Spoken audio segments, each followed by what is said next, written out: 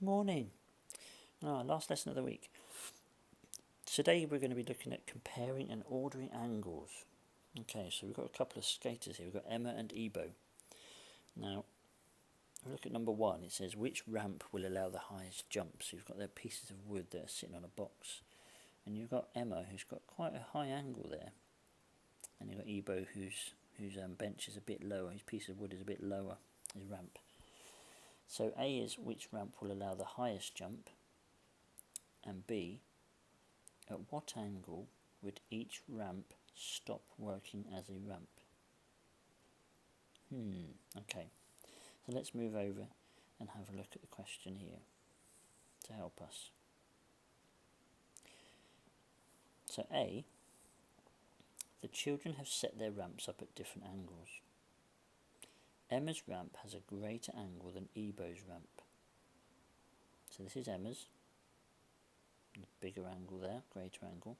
Ebo's, smaller angle. As Emma's ramp is set to a greater angle than Ebo's, she would be able to jump the highest from her ramp. So she'd be able to go higher than Ebo.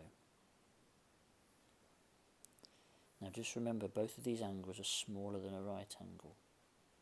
And any angle smaller than a right angle is called an acute angle. Acute angle, tiny little acute angle. Okay, B, a ramp set at a right angle definitely would not be able to function as a ramp. So, if this ramp was stuck up like that, well, the skateboard would go straight into it and smash her face, wouldn't it? So it's not really a good idea. So it has to be more of an angle.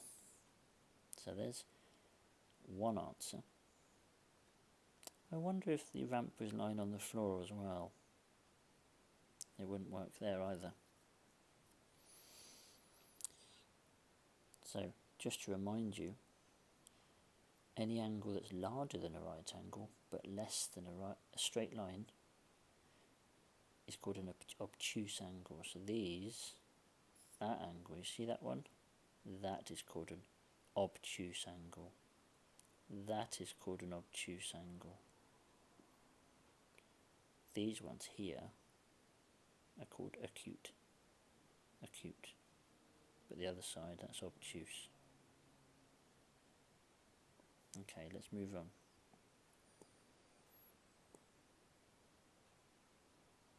So, sort these angles into groups by putting the letter of each angle in the correct column.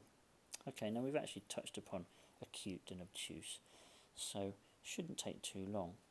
If we look at A, we can see that we just need to turn it a way that helps us see it better. Sometimes, like I said, people find it difficult if the angle's not sitting the right way for them. So turn your paper around if that helps you. So I can see that this one is an acute angle because it's smaller than 90. So A would go in the acute box. B, well, looks like a right angle to me.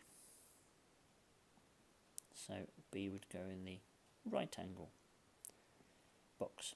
C, obtuse, that's huge, it's very big, so obtuse. Nice and easy so far. Let's look at D. Now, is it a right angle, an acute angle, or an obtuse angle? That's right, it's obtuse because it's bigger than 90. So, C and D goes in there. E. Now, this one's on its side a little bit, isn't it? So, this one, what angle is this? Now, it looks almost like a right angle, doesn't it? But it's not quite. If on paper you see a square there, that shows it's definitely a right angle. If you have little curvy bits there, it sometimes gives you a clue that it's a little bit less. So it's very close to a right angle, but it's not quite a right angle. I'll try and do a line there. So it's just off. So it's just a bit less. So if it's just a bit less, it's an acute angle, isn't it? Okay, so the E would go here. That's a tricky one. F's a lot easier. F is a very tiny angle there, and it's a lot smaller than 90, so it is acute. Okay, let's look at the next one. Order the angles you sorted from smallest to largest, writing them in a table like the one below. Okay, so we need to find the smallest angle. The smallest angle, it's got to be acute first of all, so it's A, E or F. Now I can easily see that F is the tiniest one, so that's going to go first, isn't it? What's the next biggest one? Will it be an E or will it be an A? So I'm looking at E, looks almost like a right angle there, so I think it's A first. A is the next smallest, which leaves E to be the next one. After that, a little bit easier because the next one after that will be a right angle, which is B. It's the only answer there. It's the only one that was here. And then we have the C and D are going to fight it out for the biggest angle. So if we look at C and we look at D, which one is bigger?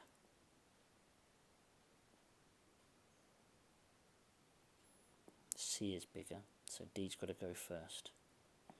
So D is there, and then C wins to having the largest angle there. Okay? Let's move on. Sort the three shapes below. Complete the table by filling in all three columns for each category. One has been done for you.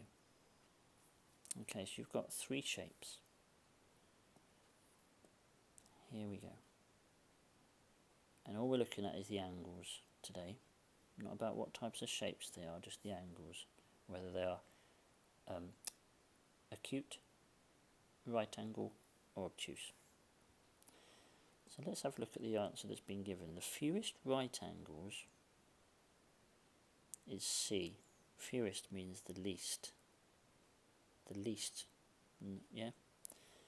Okay, so the fewest means the least. Well, there are, I can see no right angles in this shape, so there must be the fewest.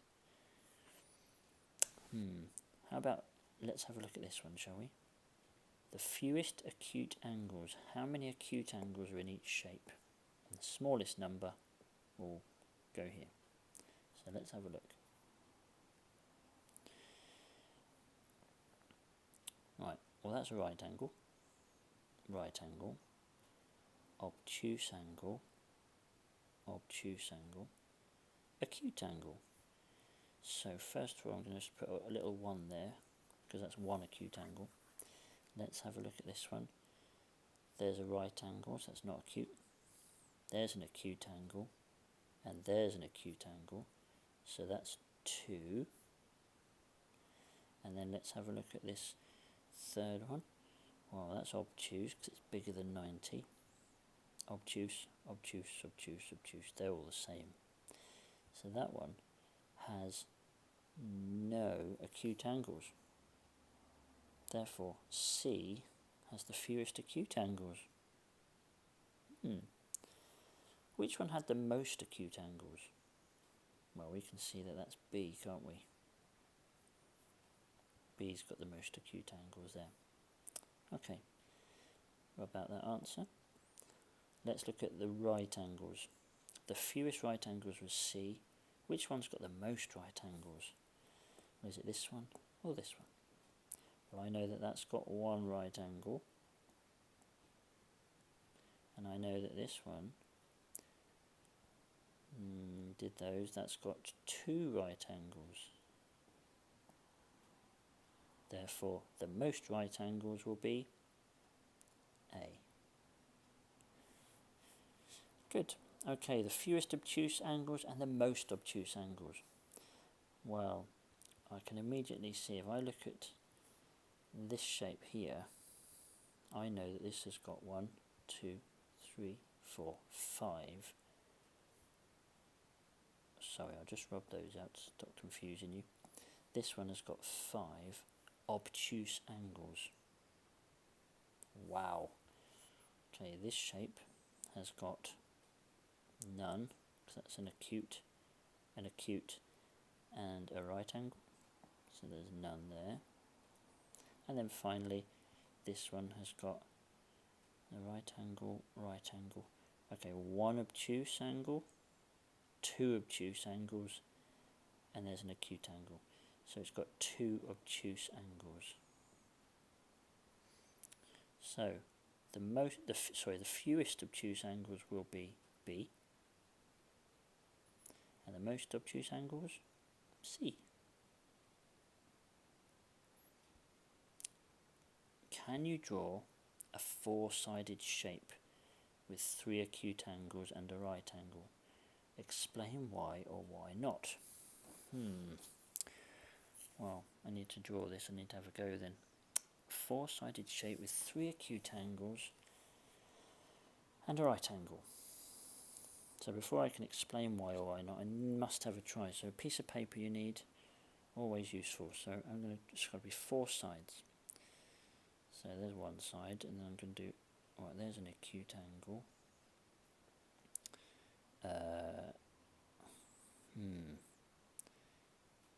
There's a right angle. That's three sides. And then, that's not going to work, is it? Four sides.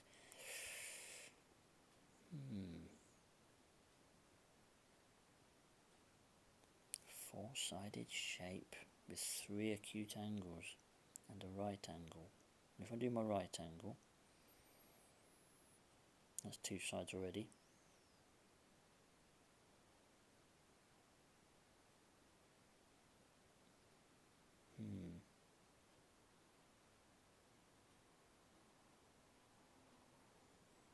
I don't think it's possible, but I'm only finding this out by trying.